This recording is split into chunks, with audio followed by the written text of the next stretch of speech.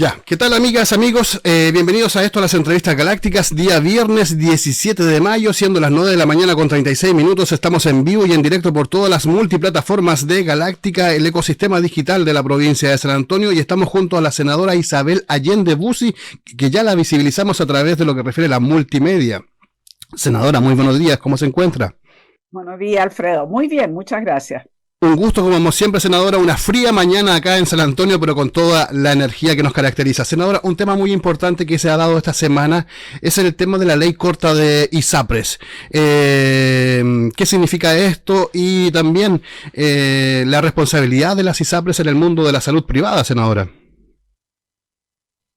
Bueno, desde luego, como lo habíamos conversado antes, es una tremenda irresponsabilidad de la ISAPRE. No hicieron caso a pesar de los 3 fallos de la Corte Suprema hasta que finalmente ya se dio un plazo definitivo que, como usted sabe, vencía el lunes y que sí o sí.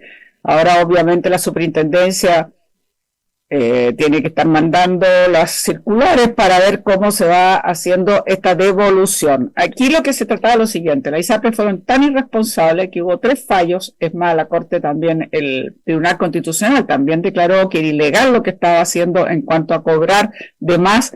Bueno, finalmente entonces este fallo lo votamos el día lunes, 39 votos a favor, una amplísima mayoría, solo hubo una abstención y 3 votos en contra. Todos nosotros nos quedamos con la sensación de que no hubiésemos querido dar un plazo tan largo de 13 años, pero de otra manera era imposible que las ISAPRES pagaran. Ahora, bajo ciertas condiciones, por supuesto, es decir, no pueden sacar utilidad hasta que no terminen de pagar, y además hay tramos, las personas de mayores 65 y de 80 para adelante tienen otros plazos más cortos, por supuesto, pero en definitiva se tuvo que dar este tremendo plazo porque de otra manera podíamos... si el gobierno se hubiese lavado las manos, es decir, no es tema mío, es la Corte Suprema la que ha determinado esto, bueno, nosotros sabíamos que quebraba el sistema. ¿Y cuál es el tema mayor? Aquí tenemos no solo 2.600.000 personas que se atienden hoy día por estos seguros, sino que además tenemos casi 6 millones de personas que son FONASA, pero se atienden en la modalidad de libre elección y por lo tanto ocupan las clínicas. Y esto significaba entonces la imposibilidad de mantener el sistema. Es decir, nos podíamos dejar en intemperie o en la indefensión más bien a más de como a casi 8 millones de personas, y además de eso probablemente con quiebra de algunas clínicas, no solo de algunas ISAPRES. Por lo tanto, se logró este acuerdo, que no es que nos deje a todos contentos, nos gustaría tener de todas maneras un refuerzo a la salud pública y alguna vez tener un plan universal para todos, independientemente de sus ingresos, que garantice que efectivamente la salud es un derecho. Ahora, igual esto significaba algunas concesiones para que las ISAPRES puedan seguir subsistiendo, y esto significa que la nueva tabla de factores se tiene que adecuar y al mismo tiempo se ajusta a todos los planes vigentes al 7%. Y también ya si se calcula los montos que hay que devolverle a las personas, no se incorporan los montos que ya fueron restituidos por la base de los excedentes. Obviamente que eso no se considera. Y después va a haber un techo de la prima, mediante una prima extraordinaria que va a tener un máximo del 10% de los contratos. Y como decía, los mayores 65 tienen un pago preferente a los 5 años y los mayores de 80 de 2 años. Y es por cierto que si hay un acuerdo con la persona, un acuerdo, digamos, entre la persona y la ISAPRE de que prefiere que le paguen de una vez, bueno, tiene un cierto porcentaje de descuento, que eso se hace en otras materias, en otras áreas, y le pagan, por lo tanto, inmediatamente, claro, no el 100%, sino un porcentaje menor. En fin, en definitiva, lo que estamos tratando de hacer es fortalecer al FONASA. Hay que seguir fortaleciendo al FONASA. Ya tenemos casi 700.000 personas que han migrado al FONASA. Pero no solo lo fortalecemos, sino que además el FONASA le damos también la posibilidad de lo que llamamos la modalidad, más allá de la modalidad de libre elección, que hoy día existe, le estamos dando la modalidad de cobertura complementaria al FONASA. ¿Y eso qué quiere decir? Que las personas van a tener también acceso a seguro y van a poder, siendo FONASA, atenderse en las clínicas y hospitales que ellos quisieran, y por supuesto con una modalidad de seguro que es similar a la que hoy día tienen las propias ISAPRES. Y en ese sentido darle todas las posibilidades entonces a los usuarios de FONASA que puedan atenderse. Y con esto vamos avanzando en lo que alguna vez queremos, que es ir fortaleciendo nuestra salud pública, que eso es muy relevante. Exactamente, senadora, un tema muy importante como es la salud pública, donde FONASA, claramente más del 50% de los chilenos estamos en FONASA y es ahí quizás el momento de fortalecer este sistema público y también queda la duda del sistema privado, si esto se vuelve a repetir, si sucede de nuevo lo mismo, qué va a suceder a futuro, quedan incertidumbres a lo que refiere esta estabilidad dándole a los privados, pero viendo también hay unas declaraciones de los presidentes y de las ISAPRES que también no van acorde también a esta voluntad de poder ayudar y salvar actualmente este negocio privado de la salud. Estamos un poco han contribuido, Alfredo, como usted bien lo dice, estas declaraciones, pues se ha hecho un esfuerzo gigantesco, un año, tratando de salvar este sistema, no haciéndolas quebrar por irresponsabilidad de ellas mismas, y en lugar de reconocer aquello, prácticamente dicen, no tenemos ninguna seguridad, pero sí la va a haber, está clarísimo, el superintendente lo tiene también bastante claro con los modelos que ha hecho, y al mismo tiempo decir que se crea un consejo consultivo que justamente va a tener la condición de estar revisando los planes, las orientaciones, las decisiones, y desde luego, de las ISAPRE, y desde luego vamos a tener una mucha mayor fiscalización. Ya hay un compromiso del gobierno que en el mes de octubre, septiembre-octubre, va a mandar un proyecto en el cual vamos a terminar de una vez y para siempre las famosas preexistencias, las discriminaciones por edad y sexo que actualmente tienen los seguros, digamos, a través de las ISAPRE. Exactamente, senadora. Un tema muy, pero muy importante y candente en esta semana, como fue la ley corta de las ISAPRE. Estamos junto a la senadora Isabel Allende Bussi, acá a través de Galáctica y todo el ecosistema digital en el cual estamos este 2024. Senadora, también vimos esta semana una noticia muy importante a nuestros vecinos y amigos que están sufriendo en Valparaíso. Se abre un fondo de reconstrucción. Si podemos hablar de este fondo, senadora.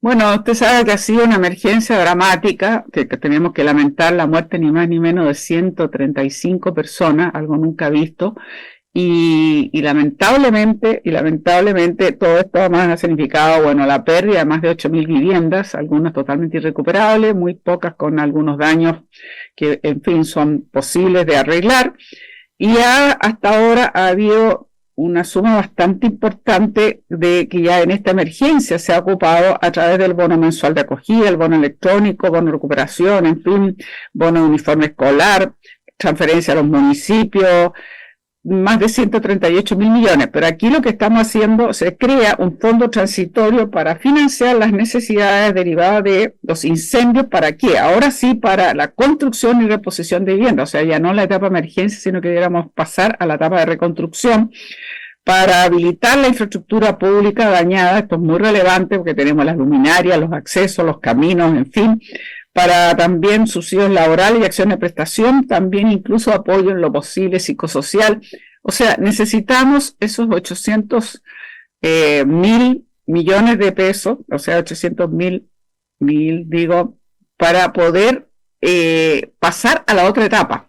Aquí estuvimos revisando, la etapa de emergencia se ha hecho lo posible, por cierto que hay fallas, por cierto que no todos han recibido la habitación de vivienda como correspondía, incluso la malinformación, algunos pensaban que si recibían la casa de emergencia después no iban a tener derecho a subsidio, se ha ido aclarando, pero en definitiva algunas tenían problemas de sello, hubo algunas pocas, muy pocas, según nos dijo Senapred en una comisión de vivienda que yo asistí especialmente, son muy pocas las que se mojaron a pesar de lo que decían los medios, pero en definitiva ahora tenemos que pasar a la siguiente etapa, que van en paralelo, porque en algunos casos todavía la emergencia no ha terminado para algunas familias y por otro lado ya algunas están en la fase de autoconstrucción dirigida, otros vivienda industrializada.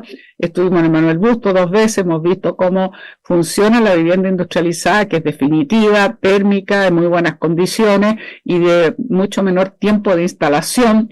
Hemos visto otras alternativas porque aquí hay que, como dice, cada realidad, cada sector, por algo hicieron 17 polígonos que tienen realidades diferentes, tanto en Viña del Mar, Quilpué como Villa Alemana, para ir avanzando.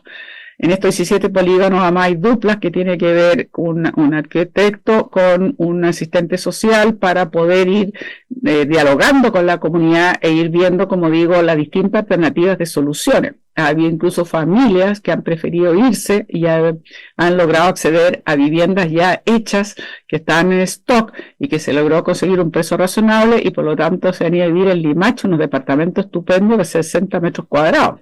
Recibimos testimonio de un par de gente que estaban felices. Entonces, la reconstrucción es un tema mayor, tiene un costo muy alto, pero es muy importante. Y esto tiene un fondo transitorio, porque no va a ser permanente. O sea, se empieza ahora, que se aprobó el 25 y debería terminar a finales del 26, y ahí se va a ver, digamos, efectivamente si se logró completar lo que nosotros pensamos, o sea, 2-3 años para poder realmente reconstruir todas esas viviendas y toda esa situación tan dramática que han tenido que vivir nuestras personas, nuestros ciudadanos, las personas tanto en los campamentos. Y una cosa importante que hay que destacar, se ha dicho poco, Senapred usualmente entregaba estas casas de emergencia sin instalaciones básicas.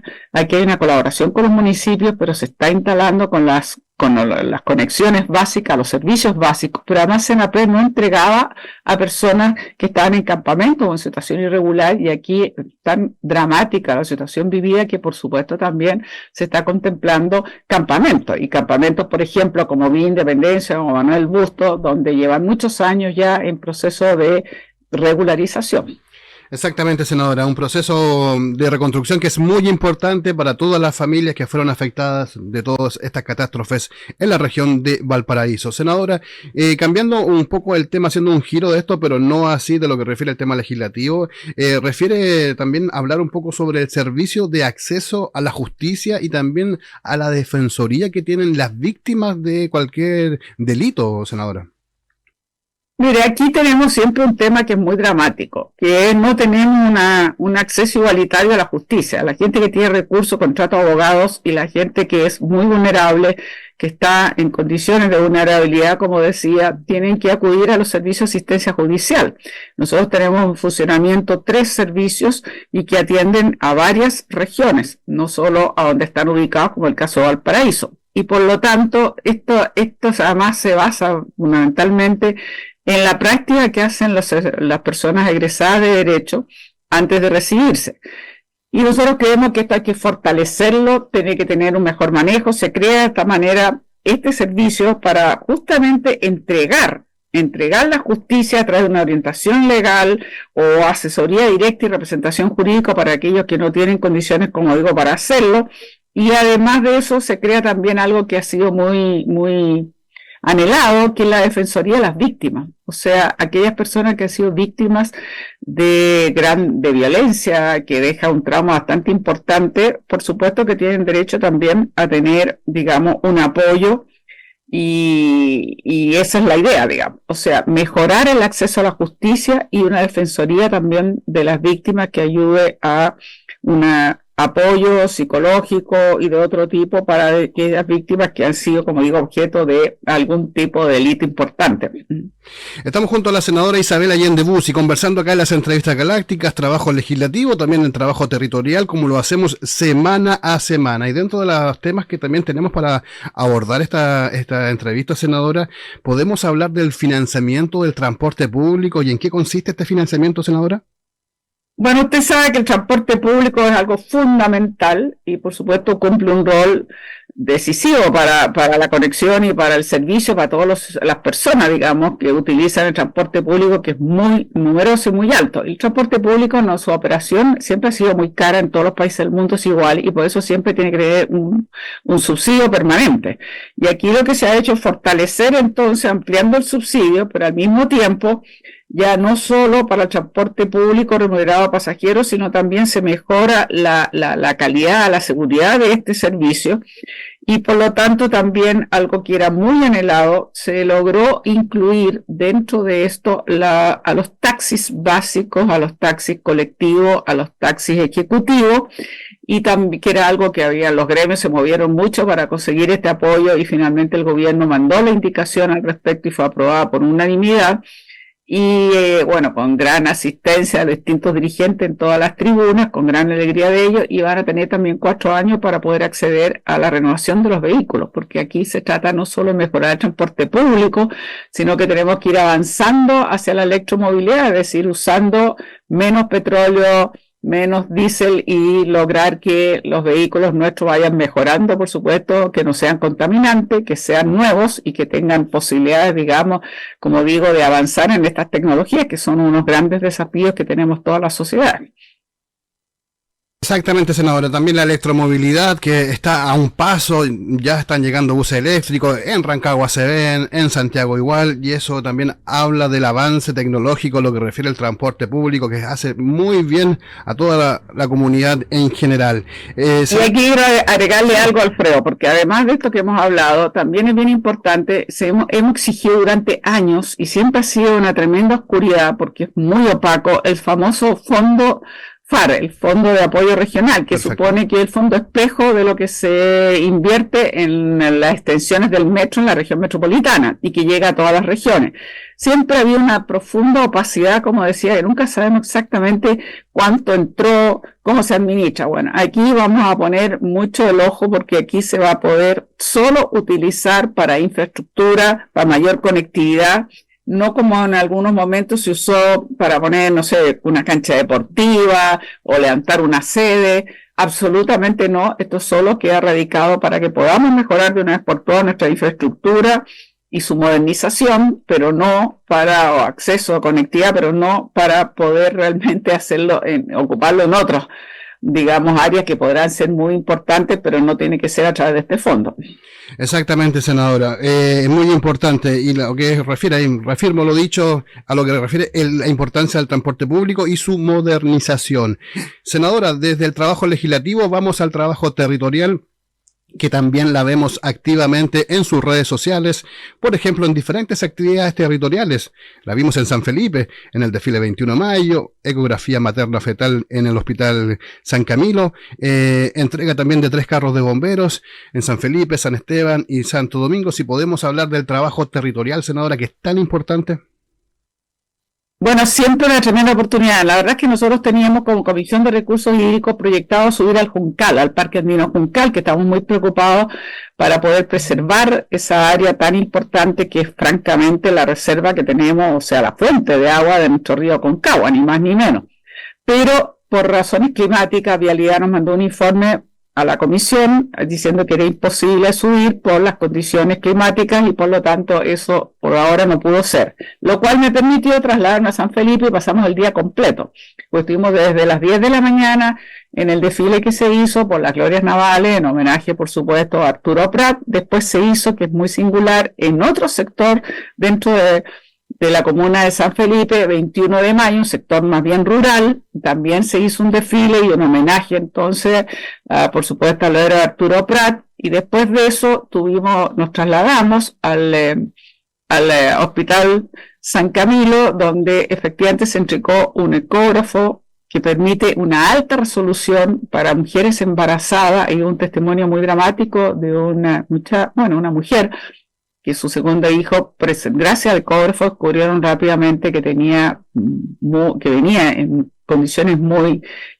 digamos, complejas, que efectivamente no permitieron sobrevivir. Ella lo mantuvo hasta el final, nació, pero no sobrevivió después, pero siempre tuvo el apoyo del equipo médico muy cercano, con mucha empatía, con mucha solidaridad. Y eso fue justamente el doctor que más peleó por este ecógrafo, que se había especializado y que después de la especialización no podía usar sus nuevos conocimientos porque no había el instrumento. Aquí el gobierno regional junto con el municipio se acordaron, digamos, y se invirtió, creo que costaba como 150 millones, este ecógrafo de alta resolución que va a permitir para todos los embarazos poder contar con una información muy fidedigna que le dé absoluta tranquilidad a las madres, y si llega a haber una complejidad, tener todo el apoyo médico. No solo va a ser, por supuesto, para San Felipe y las 2 provincias, Sandy y San Felipe, sino que ayudará a todos aquellos que requieran y que, por supuesto, no tienen este ecógrafo de este nivel de alta resolutividad como ahora lo tiene el Hospital de San Felipe. Así que fue bien interesante compartir con el equipo médico. Por supuesto, está el gobernador, y algunos consejeros regionales que llegaron porque son momentos de mucha satisfacción, sentir que son inversiones importantes. Otro tanto ocurrió que después nos trasladamos para poder la renovación del gimnasio, muy importante. Alejandro Rivadeneira, que estaba en un estado deplorable, nos contaba, yo no lo vi cómo estaba, el techo se llovía, estaba lleno de palomas, suciedad, la capa asfáltica se había roto completamente, o sea, hubo que rehacerlo prácticamente entero y quedó realmente muy, muy digno para que todas nuestras niñas, niños, jóvenes puedan hacer todo su deporte, las distintas ramas del deporte en las mejores condiciones. Así que había muchos padres, apoderados, los mismos escolares. Fue una bonita presentación, hubo 2 números artísticos, digamos, muy bien hechos. Nos dio mucho gusto compartir y entender que yo le decía al gobernador, esto es lo que más tiene sentido futuro, es darle oportunidad a la juventud que pueda tener, digamos, con condiciones óptimas para poder desarrollar cualquiera de las ramas deportivas que les sean de interés, básquetbol, voleibol, handball, en fin, que son áreas más novedosas que les interesa mucho también en algunos casos a los jóvenes, digamos. Exacto. Y les da una gran oportunidad. Así que fue muy bonito y finalmente rematamos acompañando también a un convenio que tiene el gobierno regional con el Cuerpo de Bomberos de la región de Valparaíso, que va a tener en total un número importante de unidades para nuestros distintos cuerpos de bomberos, nuestras distintas comunas, y en este caso se hizo entrega de 3 unidades, una era para la comuna de Santo Domingo, otra era para San Esteban y la otra era para San Felipe. Así que concurrieron los directivos de bomberos, digamos, para el presidente regional del cuerpo bombero, y fue muy emotivo porque es bonito que también cada una de estas comunas tiene un apoyo más, porque hoy día bomberos, como bien lo sabemos, lo que hablábamos al inicio con las emergencias, los incendios, cada día tienen más roles que desarrollar en estas emergencias, sean inundaciones, sean incendios, en fin, cualquier catástrofe, y por lo tanto que estén bien equipados con las mejores tecnologías y que ellos mismos se vayan capacitando es muy relevante para darle certeza y seguridad a nuestra población. Totalmente de acuerdo, senadora, con sus palabras. El refortalecimiento al cuerpo de bomberos, también a las diferentes comunas para que tengan la infraestructura para desarrollar diferentes actividades deportivas, es la dignidad que se necesita en las diferentes comunidades. Senadora, estamos llegando a la recta de esta grata conversación sin antes preguntar. Dejamos siempre el pauta libre. ¿Algún tema en particular que quiera ahondar, senadora? Mire, yo sé que fue bastante polémico la ley de ISAPRES, pero por lo menos creo que hicimos un ejercicio de responsabilidad bastante grande. Y ahora lo que tenemos que seguir es caminando, ojalá para lograr acuerdos, porque yo veo una oposición que está todavía muy refractaria a llegar a un acuerdo en el tema de las pensiones. Este es un tremendo tema.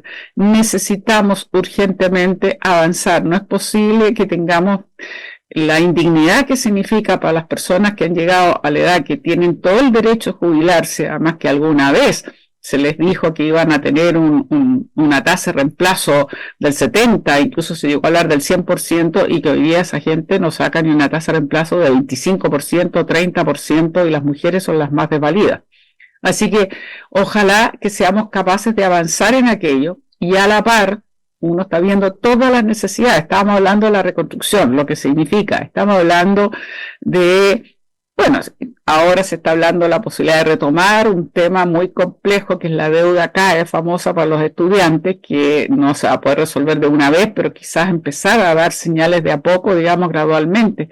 Y suma y sigue, tenemos una cantidad de necesidades muy importantes. Yo me entrevisté esta semana, creo que fue el lunes, con su secretario de redes para precisamente reforzar de que se necesita que se ponga dinero para la compra del terreno para el futuro Hospital Van Buren. Y así vamos sumando las distintas necesidades y por lo tanto requerimos también que haya mayor responsabilidad, menos elusión, menos evasión de impuestos, poder generar más recursos públicos que nos permitan efectivamente poder ir dando respuestas que la gente necesita, desde luego en seguridad, pero además de seguridad, en las pensiones, en salud, lo que hablábamos antes, es necesario, es muy fundamental. También hablamos con su secretario de la preocupación porque desgraciadamente renunciaron varios pediatras justamente nuestro hospital nuevo en San Antonio y requerimos entonces fortalecer nuestra salud pública y por lo tanto retener los especialistas, ayudarlos a formarse y retener especialistas, que es una tarea compleja. Todo esto, por supuesto, requiere un apoyo en recursos humanos y material. Así que hacer el llamado a que entendamos que cuando estamos hablando de generar más recursos, evadiendo menos, eludiendo menos, se está teniendo un sentido de país, la necesidad de responderle a todas las personas. Exactamente, senadora. Claramente compartimos también su opinión respecto a todo lo que refiere esta ayuda y también pensando en el bien común y también a lo que refiere esta flexibilidad que se necesita en la política para hacer estos grandes acuerdos que la ciudadanía y la comunidad lo exigen ya hace ya varios años atrás. Senadora, como siempre, agradecer la voluntad de poder informar a nuestras vecinas y vecinos acá en la provincia de San Antonio, senadora, y desearle el mejor fin de semana para usted. Muchas gracias, Alfredo, encantada, un gran abrazo también, buen fin de semana. Que tenga buen fin de semana, hasta luego, senadora. Luego.